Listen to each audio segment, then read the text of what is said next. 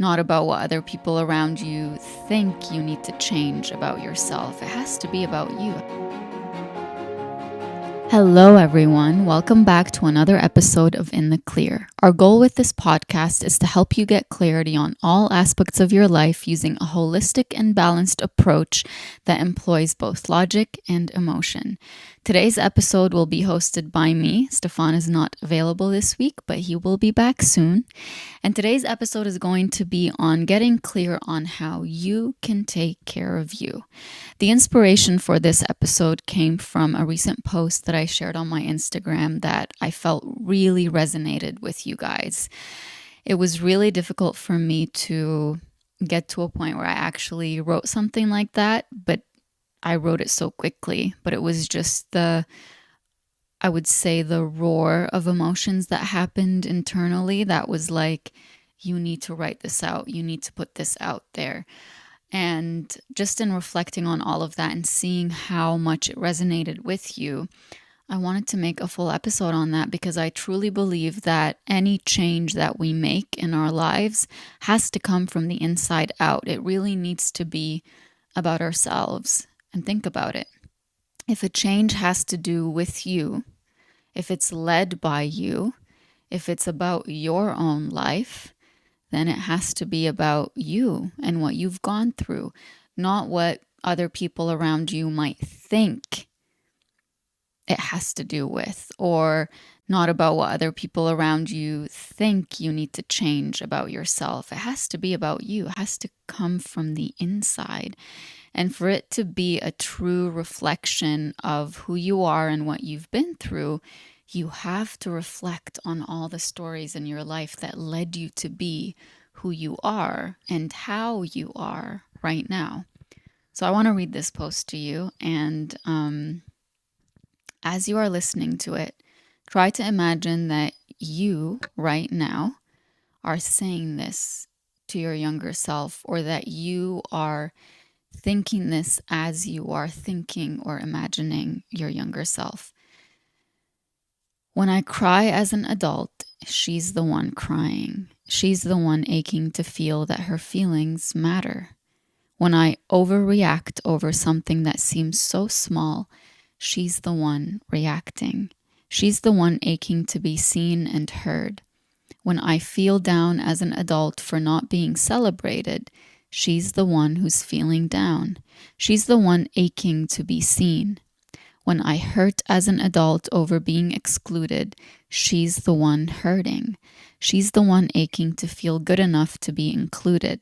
When I scream as an adult for love and connection, she's the one screaming. She's the one aching to feel loved and prioritized. That's why I learned to be the one to wipe her tears. That's why I learned to be the one to hear her. That's why I learned to be the one to see her. That's why I learned to be the one to tell her she's good enough. That's why I learned to love her and prioritize her. I was so emotional when I realized that the two photos that I had shared, the one of me as an adult and the one of me as a child, were kind of in the same pose, but I didn't realize that until after I posted it. And I sent a few of my friends messages saying, wow, I didn't realize it was a very similar pose. And it kind of looked like my adult self was looking at my younger self, and my younger self was looking at the ground, trying to figure out what her place in the world is. But when I wrote this, it came from a place of understanding that who I am today wasn't by accident. It wasn't like I was born this way and that's it. There's nothing I can do about it. There's nothing I can do to change it. Who I am today is a compilation of who I was in the past, the multiple versions.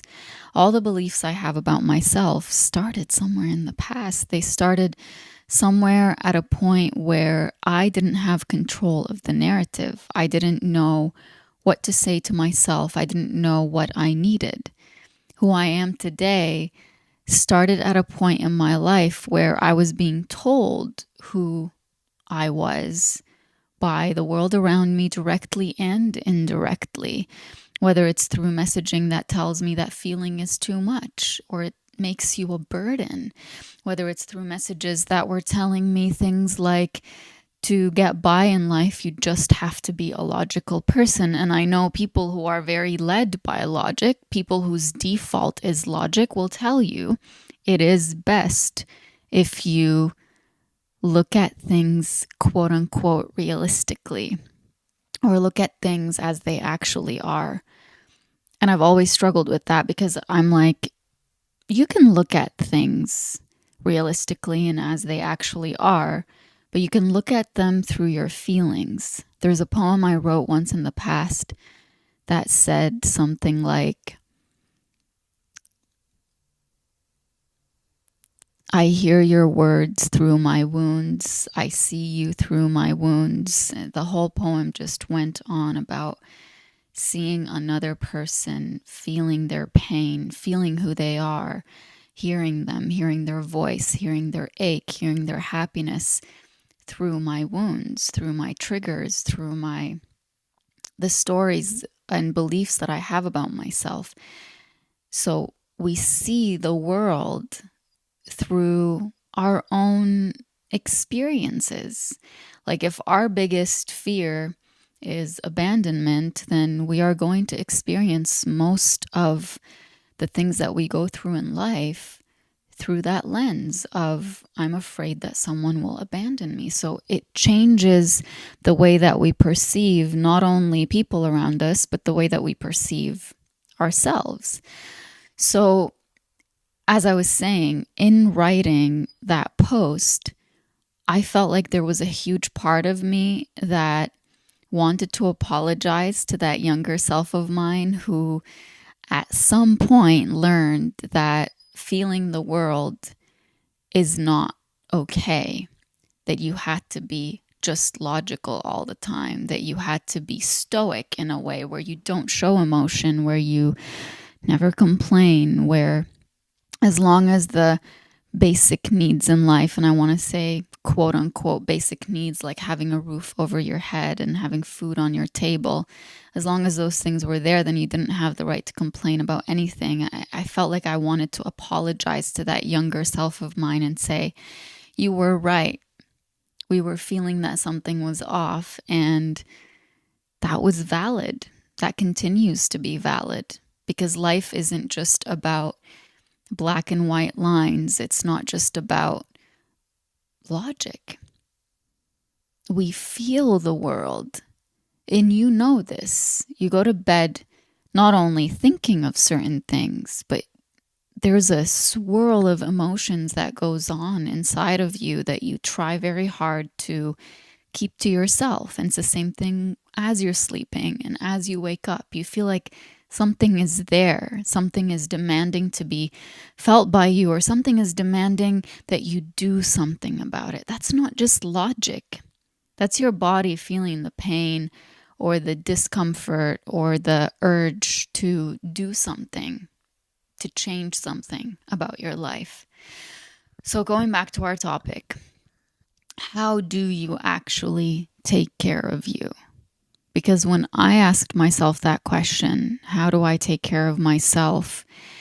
It had to be that I had to take care of all the younger versions of me. It had to be that I had to go back and give every single younger version of me, with whatever story she was going through, exactly what she needed. Taking care of yourself right now in the present moment doesn't just mean looking at yourself right now in the present moment and saying, what do I need? Sometimes there are certain needs that we have that go way back. They didn't just come to be right now. They started forming a long time ago. So if we are only looking at the now, we are doing ourselves a huge disservice. We are overlooking a huge part of our life that we haven't tended to yet. Think about it this way. If you had a certain wound on your arm or on your leg or anywhere on your body that for a really long time, you just let it be. You didn't tend to it. You didn't put a band-aid on it. You didn't go to the hospital and get stitches if it needed that. You didn't disinfect it. And it just over time got infected. Do you think that saying, what does this wound need right now, is sufficient? Or do you also have to ask, what were some of the things that it's been needing over this last while that we didn't do, that we have to make sure are taken care of? Like disinfecting it, like making sure that it's covered and that nothing else can get into it to make it worse. You can't just look at the now. And I know, because I'm somebody who fully believes in presence. I believe in the power of now. I love Eckhart Tolle. I love his work. It's changed my life. I do believe that part of being present in the now and asking yourself, what is the truth right now? What is required right now? Is also to look at our history as a human being who's evolved into this new version of ourselves and ask, what is it that that human being has needed over time? So that in this moment, knowing that we have power right now that maybe we didn't have in the past, or maybe in the past we didn't think we had it. What is it that we can do right now that reflects that we understand finally what we've always needed? So to take care of yourself right now, you have to look at all the factors that have forced you or that have facilitated this journey of yours into being who you are right now. Let's say you are a people pleaser. I'm a recovering people pleaser right here. I wrote about it in The Only Constant quite a bit, and I said that I am going from being a people pleaser and a rule follower to a rule breaker. And I remember having a conversation with Stephan. He's not with us right now, but I remember having a conversation with him where he said, I was telling him, I'm going from being a rule follower to being a rule breaker. And he said, the goal is to become a rule setter for yourself. And I agree with that. It's not enough to just go from, if you are a people pleaser, it's not enough to just go from being a people pleaser and a rule follower to a rule breaker, because in a way, as beautiful as that is, it sounds like you're going from one end to the other. But what about going to a more neutral, calm place where you're no longer just breaking the rules, you are deciding, you are setting new rules for yourself. You are understanding that you no longer want to put yourself in a position where the world is setting rules for you and your only job is to break them. That's exhausting.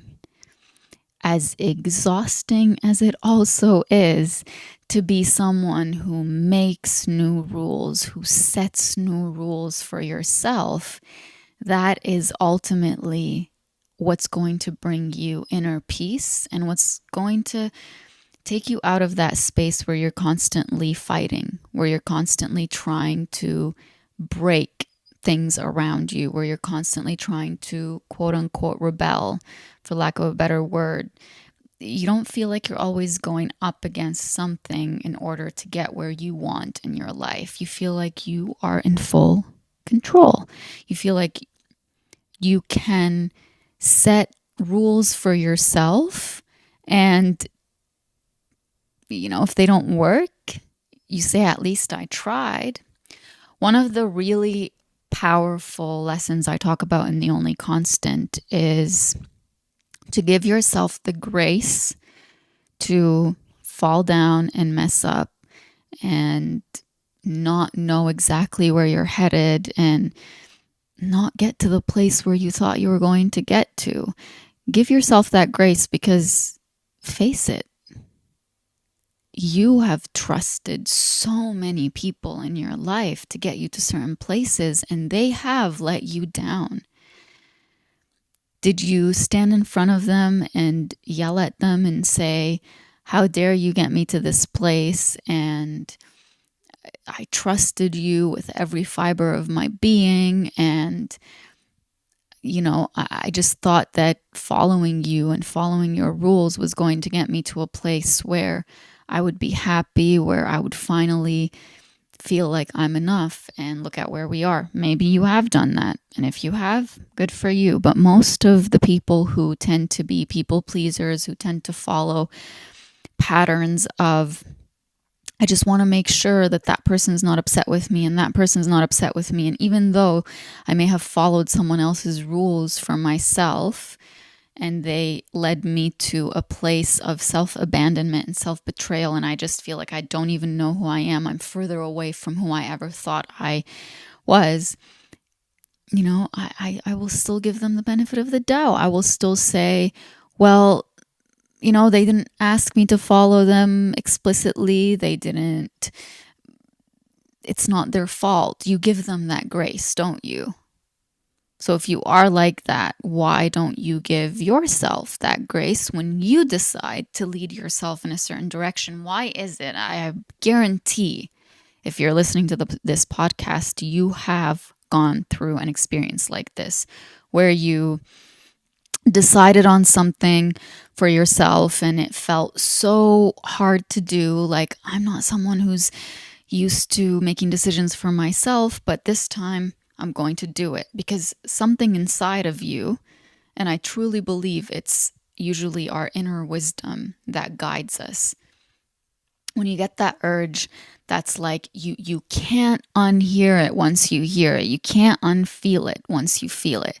It's like you need to make this change in your life. You need to make this decision and follow through with it. And you, by some miraculous thing, which again, to me, it's not a miraculous thing. It is miraculous, but it doesn't come out of nowhere. You need to give yourself credit. It is your inner wisdom that's telling you, hey, we need to do something.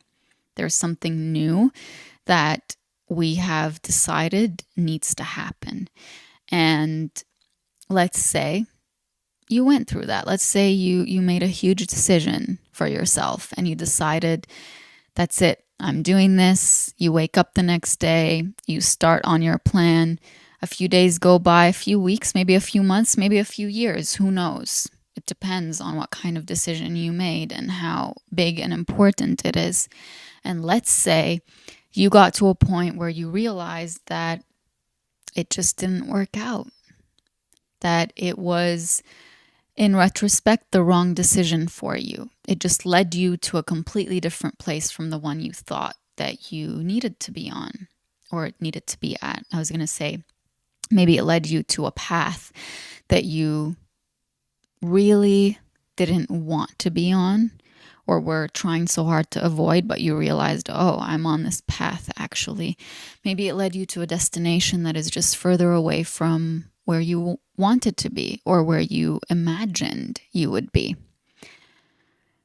Tell me that you didn't sit with yourself and begin this cassette tape, hit play. Of course you were going to mess up. Of course you were going to get to this place.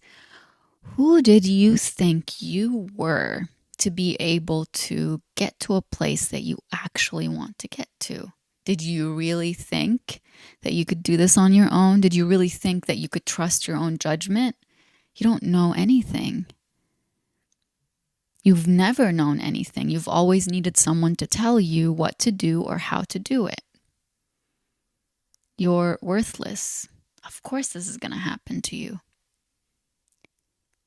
Tell me that you've never said this to yourself when something that you decided for yourself ended up not working out. And if you truly haven't spoken to yourself in this way, then you have overcome so much in your life early on that has led you to a point where your self-talk is so positive, and I'm really happy for you. But I am guessing Most of us are like that.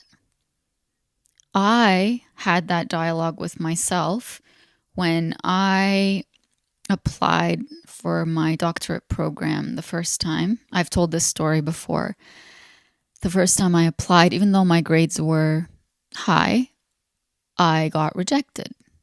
And even though, here's reality, okay? This is where we're getting again into logic and emotion. Logic and reality are telling me this has nothing to do with you, because in this program, they only accept 20 people from all over the world. It's an online program.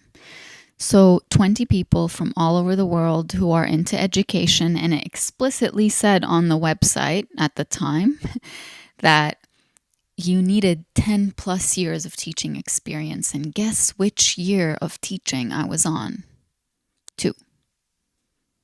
I was on year 2. Like I hadn't even finished year 2. And when I got my rejection letter, I was heartbroken. I didn't look at the logic.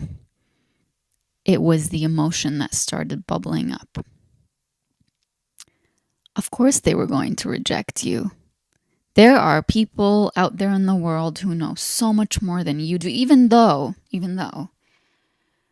within any educator's circle that I was in, I always got the same comment that I was wise beyond my years, that I knew so much about teaching, that I knew so much more than people who have been teaching for decades. I heard that message all the time. Didn't matter. It was my beliefs about myself and the emotions that were attached to them and the traumas and the triggers that bubbled up and said, of course they were going to reject you. You really thought that you would get into this program? You really thought that they were going to say, we want you in this? You don't know anything. You're still so young. At the time, I was 22 years old. And I was talking to myself that way. Why would they pick you? Going back to the topic of taking care of you. You know what I needed to do to take care of myself right now? When I look at anything in my life that I try to do, any kind of big thing that I go for, whether it is a program that I want to get into, or let's say it's a book that I want to pitch to a publisher. In order to give myself what I need right now, I cannot not go back to that 22-year-old who got rejected and who heard those words from me, even though those words were taught to me from times when I was younger, from what my environment taught me about myself, whether directly or indirectly. And the reason I say that is, I'll come back to this point. A lot of the times when I talk about my childhood, I know that some people assume, well, you're talking badly about your parents, or you're talking badly about your siblings, or your cousins, or your aunt, or your uncle, or whatever. I'm not talking negatively about anybody. I'm just describing what happened. And sometimes your environment gives you messages by not giving you messages. Sometimes you get traumatized from things you needed that you didn't get. So let's say as a child you failed at something. You could say, well, yeah, my parents didn't really say anything about that. They're not the ones who taught me that negative self-talk that I go through. But if your parents said nothing in a moment of distress for you, in a moment where you needed that comfort, where as a child you didn't have the language to come and tell yourself, you're okay, just because you failed at this, it doesn't mean anything. You know, it's just something that you tried and now you learn and you try something new next time.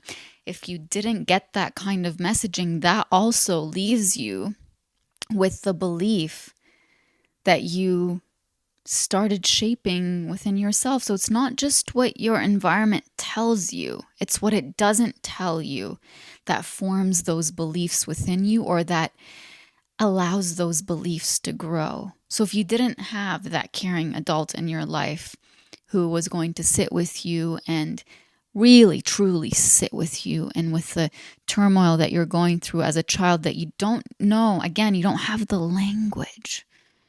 You don't have the words to tell yourself, that's okay. You know, you're feeling whatever you're feeling right now because it's natural, it's human nature, but it really doesn't mean anything about you. If you don't have that caring adult, you're going to sit with whatever message your environment has already indirectly taught you. You can't expect yourself as a child to be a therapist, an adult therapist for yourself. You can't expect that. So sometimes, especially if you're a really empathetic and kind person, you have a hard time saying, well, yeah, like it was not nice to not get those messages when I was younger. You find it difficult to say something like that because you feel like you are blaming someone else for the way that you are right now. But calling the truth out for what it is doesn't mean that you are intending to hurt anyone. You are just intending to be there for yourself. I wanted to go back to talking about taking care of myself in this moment with regards to beliefs about what my worth is, or whether I deserve to be the leader in my life, or whether I am equipped with the right tools to be able to make decisions for myself. So in order for me to take care of myself right now, in that sense, I needed to go back to that 22-year-old me and say, you spoke to yourself in that way because that's the cassette that you memorized over the years. That was your default. You started saying those things to yourself without even thinking to yourself, are those things that I actually believe about myself?